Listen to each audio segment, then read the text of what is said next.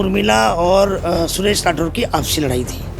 दो महिलाओं की लड़ाई में ये सारा राज खुला है। उसको सोशल मीडिया वो ऑन कर के अपना सोशल मीडिया में पोस्ट डाल रही है, कभी फ़ोन कर रही है व्हाट्सअप, तो उसको सोशल मीडिया में बने रहने का शौक है। इतने बड़े तैर रहे ये सोशल मीडिया में ऑडियो वीडियो, वही सबसे बड़े सबूत है। मैंने उसको ये बोला था कि आप इन साक्ष्यों को हाई कोर्ट में हलफनामा दे के जमा कर दो, वो भी नहीं कर रही है।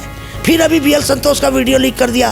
फिर अभी मैंने सुना है कोई दीपक रावत कमिश्नर साहब हैं, उनके लिए कुछ शब्द किसी ने बोले हैं। आज पहाड़ों की लड़कियां यही तो कर रही हैं। स्पेशल सर्विस उन बेचारों को नौकरियों के बहाने लाते हैं, फिर उनको ऐसे चक्कर में फंसाते, फंसते दलदल में फंस जाती है। कांग्रेस कर रही है, जो पार्टीज कर रही है, यहाँ पे जन आंदोलन कर रही है, वो सिर्फ एक पॉलिटिकल स्टंट है।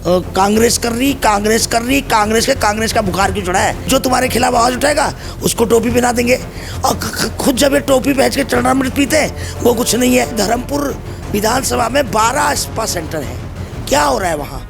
हरिद्वार में स्पा सेंटर है, अरे किसकी स्पा हो रही भाई? Dhami spa centre, home stay एक एक बंद करो, नहीं चाहिए ये लड़कियों को सर्विस देने के अड्डे हमारे यहाँ पर। अंकिता की आवाज को दबाने के लिए हिंदू मुसलमान करेंगे। आज मैं कह रही हूँ ये इतना गदर कराएंगे इस उत्तराखंड में कि लोग भूल जाएंगे। तो दोस्तों, हमारे साथ उत्तराखंड की वो बुलंद आवाज़ मौजूद है जो हमेशा उत्तराखंड के हितों के लिए मुखर रही है। और अंकिता भंडारी हत्याकांड के मामले में उत्तराखंड उबाल पे है, और इस केस में अग्रणी रहने वाली भावना पांडे जी आज हमारे साथ हैं। भावना जी, धन्यवाद हमको समय देने के लिए। तो कल जो प्रेस कॉन्फ्रेंस हुई है बीजेपी की तरफ से, उसमें उनके बहुत सारे स्टेटमेंट हैं, और वो ये बोल रहे हैं कि सुप्रीम कोर्ट और हाई कोर्ट ने जो CBI जांच की मांग है उसको खारिज कर दिया गया है। उस पर आप क्या कहना चाहेंगे? देखिए, मैं माननीय उच्चतम न्यायालय, सर्वोच्च न्यायालय पे कोई टिप्पणी नहीं करूंगी भाई, वो तो साक्ष्यों के आधार पे कहेंगे। जब आपने खुद ही अपने VIP को बचाने के लिए साक्ष्य कमज़ोर किए हैं, आपने बुलडोजर चला दिया डे वन ही, सारी चादरें गायब कर दी, सारा तहस नहस कर दिया रूम, जहाँ पर जो कि वो केस प्रॉपर्टी होनी चाहिए थी। केस का मेन अहम वो रूम, VIP रूम, जिसमें VIP हो सकता है VIP गया हो सकता है उसमें क्या क्या हुआ हो, उसमें मारपीट हुई हो, जिस हिसाब से मैंने सुना कि उसके दांत आगे से टूटे हुए थे, और क्या क्या हुआ उस रूम में, तो उसके साक्ष्य मिटा दिया आपने। कौन कौन उस रूम में था उसके फिंगर्स लिए जाते, और वो आपने साक्ष्य मिटा दिए। और आपने उठा के पुलकित आर्या उसके बाप को गिरफ्तार करके लिपापोती कर दी। तो कोर्ट भी तो आज की तारीख में सबूत मांगती है। जब सबूत ही नष्ट कर दिया आपने तो कोर्ट क्या करेगी? तो हम कोर्ट को नहीं कह सकते, इसमें सरकार को जिम्मेदार ठहराएंगे, और इसमें जिम्मेदारी सरकार है। मैं कहती हूँ, मान ला कि कोई VIP नहीं है तो इनको CBI जांच कराने में प्रॉब्लम क्या है? मैं यही सबसे बड़ा शक का कारण है कि जब पूरी दुनिया उमड़ रही है, पूरा देश विदेश, पूरा दुनिया, विदेशों तक फ़ोन आ रहे मुझे कि अंकिता को न्याय दो, अंकिता के लिए CBI जांच, तो क्यों नहीं कराई जा रही? ये सबसे बड़ा क्वेश्चन मार्क भाजपा के लिए है, क्योंकि इन्हीं का VIP है, और VIP को बचाने के लिए ये सब कार्य हो रहे हैं। आपने बोला कि एविडेंस नष्ट किए जा रहे हैं, और जो VIP रूम की बात हो रही है, पूरे इंटरनेट में फैली हुई है ये बात, तो उसको नष्ट करने का काम किया है।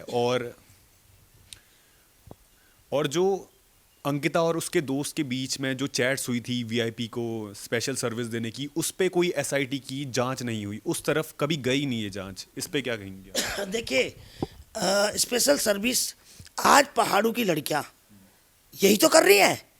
स्पेशल सर्विस उन बेचारों को नौकरियों के बहाने लाते हैं, फिर उनको ऐसे चक्कर में फंसाते, फंसते दलदल में फंस जाती है। अभी आप देखिए, धर्मपुर विधानसभा में 12 स्पा सेंटर हैं, क्या हो रहा है वहाँ? हरिद्वार में स्पा सेंटर है, अरे किसकी स्पा हो रही भाई? अरे नेताओं, या पुलिस वाले मिले हुए सारे, किसकी स्पा हो रहा है वहाँ पर? क्यों स्पा सेंटर बना रखा है तुमने? यह देवभूमि एक तरफ, धामी कहता है हमारे उत्तराखंड की संस्कार, हमारे उत्तराखंड की संस्कृति, तुम्हारी संस्कृति ये है क्या? जहां देवी देवता नाचते हैं वहां तुम क्या कर रहे हो ये सब? आज ये संस्कृति, जहां भगवानों की घंटियां बजती है वहां इनके घंटे बज रहे हैं। बताइए इनके नेता क्या उल जुलूल बयान दे रहे हैं कि घंटा घंटा, इनके वीआईपी को घंटे नजर आ रहे हैं। और एक वीआईपी कह रहा है कि भाई कार्यक्रम, इनको कार्यक्रम और घंटा इनके दिमाग में घुस गया। ये जितने हमारे उत्तराखंड में आभारी प्रभारी आते हैं ये सब क्या सोच के आते हैं। और आज 31 वाले दिन देखिए 4-4 बजे तक इस राजपुर रोड पे, रोमियो लेन, श्रृंखला, तमाम राजपुर रोड पे तमाम होटल नंगा नाच हो रहा है, बार बालाएं नाच रही। भाई क्या है ये? क्या है? क्या कल्चर तुमने बना दिया? किस संस्कार की बात करता है पेज में? 10-12 पेज बना के 1000 करोड़ रुपए खर्च करके मीडिया को, और तुम क्या दुनिया को दिखाना चाहते हो मैं बताती हूँ। आज मेरे पीछे ये पढ़ जाएंगे, पढ़ने तो देखेंगे, उसके बाद भी अगर एक बार उलझाएंगे तो उसके बाद क्या हाल होगा समय बताएगा। और मैं कहती हूँ आपके माध्यम से कि Dhami spa centre, home stay एक एक बंद करो। नहीं चाहिए ये लड़कियों को सर्विस देने के अड्डे हमारे यहाँ पर, नहीं चाहिए और नहीं चाहिए। आज सबसे ज़्यादा ह्यूमन ट्रैफिकिंग हो रही है हमारे यहाँ उत्तराखंड में, सारी लड़कियाँ गायब हो रही हैं। कहाँ जा रही है? एक किसी उस पर आ रहा था कि 1200 लड़कियाँ गायब है, कहाँ है 700-800 लड़कियाँ। अभी भी मैंने एक बहुत पहले न्यूज़ में सुन रही थी कि 450 लेडीज पंजाब बॉर्डर पकड़ी गई, जिसमें 60 नेपाल की थी और 150 उसी को कंफर्म किसी एक आईपीएस की पत्नी ने कल किया मुझे। और तो ये मोदी मीडिया, गोदी मीडिया, बड़ी मीडिया दिखाती नहीं है, जिनको तुम आज करोड़ों रुपए दोगे तुम्हारे खिलाफ बोलेगा कौन? सोशल मीडिया बोल रही, उसको तुम कुछ समझते ही नहीं हो। तुम काउंटर में कहते हो भाई हरीश साहब को टोपी पहना देंगे, गणेश गोदियाल को, जो तुम्हारे खिलाफ आवाज़ उठाएगा उसको टोपी पहना देंगे। और खुद जब ये टोपी पहन के चरणामृत पीते हैं वो कुछ नहीं है। तो ये सब उलझाओ मत। ये अभी आने वाले टाइम में आप लिख के लेना, अंकिता की आवाज़ को दबाने के लिए हिंदू मुसलमान करेंगे। आज मैं कह रही हूँ ये इतना गदर कराएंगे इस उत्तराखंड में कि लोग भूल जाएंगे कि भाई अंकिता भी कोई बेटी थी। न्याय की मांग को भूल के ये हिंदू मुसलमान कराएंगे, और निश्चित रूप से कराएंगे, आप देखना। क्योंकि ये बहुत ही दुर्भाग्यपूर्ण है, बहुत ही दुखद है। आज आप कुछ भी कर लो, आज ये मुद्दा तुम्हारे लिए डायनासोर बन गया है। डायनासोर तुम्हारे ये जो छोटे छोटे मुद्दे हैं ना, ये कीचड़ जो पत्थर मार रहे हो तुम, तो तुम्हारे मुंह पर छींटे पड़ेंगे। ये कीचड़ में पत्थर मारोगे, छींटे तुम्हारे मुंह पर, आसमान में थूकोगे तुम्हारे ऊपर आएगा। तो आज बता देना चाहिए आपके माध्यम से कि उत्तराखंड की अंकिता बेटी को न्याय दो, और भी बेटियों को न्याय चाहिए। आज इसको मिसाल बनना चाहिए, और जो आपके असली वीआईपी हैं उनको फांसी की सजा होनी चाहिए। और जिन्होंने कॉकस बना रखा है इस उत्तराखंड को, तमाम स्पा सेंटर चला रखे हैं, होम स्टे चला रखे हैं, और तमाम लड़कियां ह्यूमन ट्रैफिकिंग के जरिए बाहर जा रही हैं, तो उस पर बदलाव आना चाहिए। और इसलिए आज हमारी मांग ये है, उत्तराखंड को बचाना है तो या तो मुख्यमंत्री बदल दो, अगर मुख्यमंत्री नहीं बदलना है तो मुख्यमंत्री को अपने सारे अधिकारी बदलने पड़ेंगे, और ये सारे ख़त्म करने पड़ेंगे spa centre, home stay, hotel जितने, वरना हम ऐसा ना हो कि हमें 2-4 में आग लगानी पड़े। हम कानून को हाथ में नहीं लेना चाहते। इसलिए कहती हूँ कि मुझे सरकार, अरे वो नहीं था एक वो बांग्लादेश में हादी दादी क्या था वो जो मारा गया, वो मत बनाओ भाई। हम लोग भी कुछ दिन जीना चाहते हैं। हम नहीं चाहते कि भाई उत्तराखंड को नेपाल बनाए, हम नहीं चाहते बांग्लादेश बनाए। जिस तरीके से आज पूरा उत्तराखंड धधक रहा है, तो इंसान के अंदर की भावना तो भड़केगी ना। आज भाजपा के लोग भी चाहते हैं, मजबूर है, पार्टी में है, उनकी भी तो बहन बेटियां हैं, वो कुछ नहीं कर पा रहे, सिर्फ वीडियो देख रहे बस, और उनका भी खून खोल रहा है, मगर वो पार्टी के नाते कुछ नहीं कर पा। आज आम जनमानस एक ही आवाज़ है, हर आदमी की, तुम्हारे वोटरों का मन चेंज हो गया है, सबकी एक ही आवाज़ है, अंकिता बेटी को न्याय दो, न्याय दो।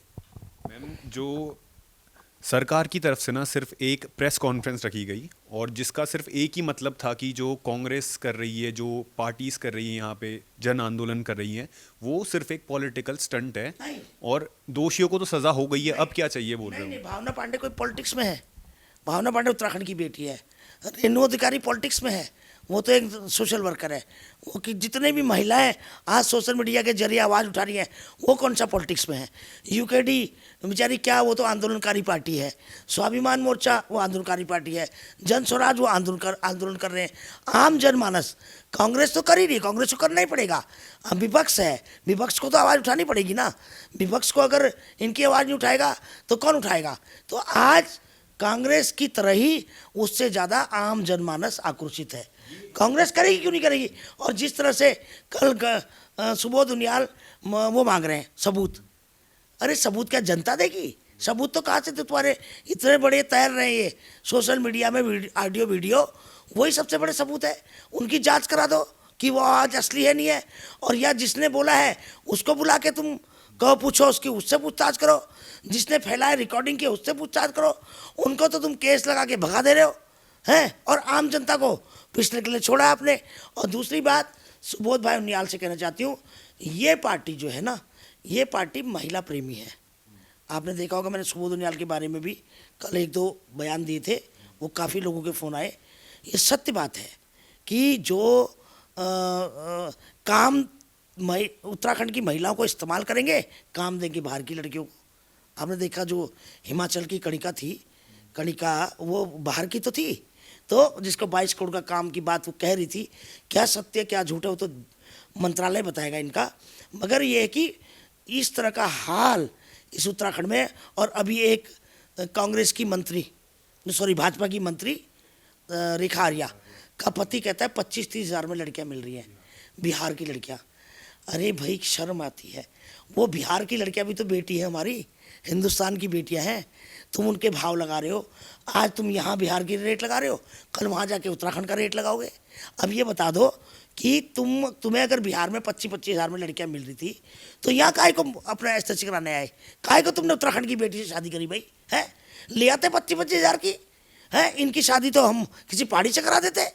काहे को तुमने उत्तराखंड की बेटी से शादी करी जब तुम्हें बिहार में ले आओ बिहार से। तो बहुत ही दुर्भाग्यपूर्ण, ये नेताओं को पागल हो गए, ये पागल, इनको समझ नहीं आ रहा है क्या कहें क्या बोले। इसलिए आज आपके माध्यम से बोलना चाहती हूँ, बोलने से पहले प्रैक्टिस करके आओ उसके आगे, शीशे के आगे, हमें क्या बोलना क्या नहीं बोलना। ये ऊल जुलूल, ये अंट शंट बयान देने बंद करो। और ये बार बार कांग्रेस कर रही, कांग्रेस का बुखार क्यों चढ़ा है। ये आम जनता की आवाज़ तो महिलाओं की आवाज़ है, कांग्रेस की आवाज़ तो बाद में है। पहले ये 50% जो तुम्हारी पार्टी की वोटर है उनकी भी आवाज़ यही है। आज तुम्हारा युवा भी यही कह रहा है अंदर से कि भाई अंकिता बेटी को न्याय मिलना चाहिए। आज इनके कार्यकर्ता दुबके पड़े हैं, शर्म के मारे नहीं निकल रहे। आज समाज में शर्म आ रही है उनको खुद। आज जितने भी इनके जिला पंचायत हो और जो इनकी पार्टी की गट्टू दीदियाँ हैं, और उन गट्टू दीदियों से कहना चाहती हूँ, एक तो आवाज़ निकालो भाई, एक तो आवाज़ निकालो। कोई तो कह दो कि अंकिता भंडारी को न्याय दो, न्याय दो, न्याय दो, न्याय दो। तो जो उनियाल जी की कॉन्फ्रेंस है, उनने ये बोला कि जो भी साक्ष्य हमारे पास लाओ और हम आपको सिक्योरिटी देंगे। और उर्मिला के केस में आपका एक बयान या एक वीडियो आया था कि वो अभी सेफ है। तो जनता को चिंता है कि जिसने इतना बड़ा खुलासा कर दिया कि पूरा उत्तराखंड में उबाल आ गया है, तो क्या वो सही है, क्या है उसका तर्क। देखिए, मैं कहना चाहती हूँ, उर्मिला और सुरेश राठौर की आपसी लड़ाई थी, 2 महिलाओं की लड़ाई में ये सारा राज खुला है। और उसने सफाई पेश करते करते अपनी शेखी मारने के चक्कर में इन सब का अभी तो बहुत सारे। मगर मैं थोड़ा सा आहत हूँ उस उर्मिला से, क्योंकि उसने किसी के मेरा नंबर लेके फ़ोन किया आज से 1 हफ्ता पहले। उसके बाद 28-29 तारीख को मैंने उसको बोला, भाई मैं महिलाओं से दूर रहना चाहती हूँ, आप ये वकील का नंबर है, मैंने भेजा, तुम बात कर लो वकील से। तुम्हारे जो नए केस है उर्मिला के, जो अंकिता को के लिए आपके मुकदमे दर्ज है, उसकी मैं बेल करवा दूंगी और एंटीसिपेटरी बेल। आप वकील से बात करो, आप मुझसे संपर्क मत करो, क्योंकि मेरे फ़ोन सर्वलान में हो सकता है, फिर पुलिस मुझे तंग करेगी। उसके बाद उसने 2-3 बार और फ़ोन कर दिया। तो मैंने तब भी उसको यही बोला कि बहन मुझे फ़ोन मत करो, कि भाई आप वकील से बात करो। वकील को मैंने फ़ीस भी दे दी है, हाँ कर दिया, वकील पैसा भी दे दिया उसको, और मेरा हरिद्वार का वकील है। और उसके बाद मैंने सोशल मीडिया में बताया कि भाई वो महिला, सारे सोशल मीडिया में चल रहा था कि भाई कहाँ है, किसी ने मार, कोई कह रहा उठा दिया, किसी को मार तो मैंने उनको कहा कि भाई उसका फ़ोन आया था, वो सुरक्षित है, ताकि जो लोग परेशान ना हो मीडिया पे कभी। उसने मेरे वकील को बोला कि भाई वो सोशल मीडिया में भावना पांडे ने ये बोल दिया, वो बोल दिया। अरे भाई मैं क्यों छुपाऊँ भाई, तुम मैं क्यों छुपाऊँ, मैं क्यों जुर्म करूँ भाई? कल को मैं किसी अपराधी, चाहे छोटी हो चाहे बड़ी हो, अपराधी तो अपराधी है ना, उसको संरक्षण देना गलत है। मेरे कांटेक्ट में ना वो है ना आता है उसका फ़ोन, मैं कभी नहीं करती। कहाँ रह रही, मैंने उसको बोला आप मुझे ये भी मत बताइए आप कहाँ रह रही है। कल को पुलिस आपको उठाएगी तो आप मेरे को गाली बकेंगी, क्योंकि उसको बेचैनी है। उसको सोशल मीडिया वो ऑन कर कर कर करके अपना सोशल मीडिया में पोस्ट डाल रही है, कभी फ़ोन कर रही है व्हाट्सअप, तो उसको सोशल मीडिया में बने रहने का शौक़ है। और बाकी मैंने उसको ये बोला था कि आप इन साक्ष्यों को हाई कोर्ट में हलफनामा दे के जमा कर दो, वो भी नहीं कर रही है। फिर अभी BL संतोष का वीडियो लीक कर दिया। फिर अभी मैंने सुना है कोई दीपक रावत कमिश्नर साहब हैं, उनके लिए कुछ शब्द किसी ने बोले हैं, इसी राठौर ने। तो मैं नेताओं को तो तुम जो मर्जी बोलो, मगर अधिकारियों की बात जहाँ तक मेरे उत्तराखंड की आएगी तो हम बर्दाश्त नहीं करेंगे कि भाई आज तुम अधिकारियों तक भी तुम्हारी गंदगी फैलने लगी है। वो सुरेश राठौर तो अपने बड़बोलेपन में इतनी नीचता पर आ गया है कि वो किसी को भी कुछ भी बोल रहा है, तो उसमें हमारे उत्तराखंड का अपमान है।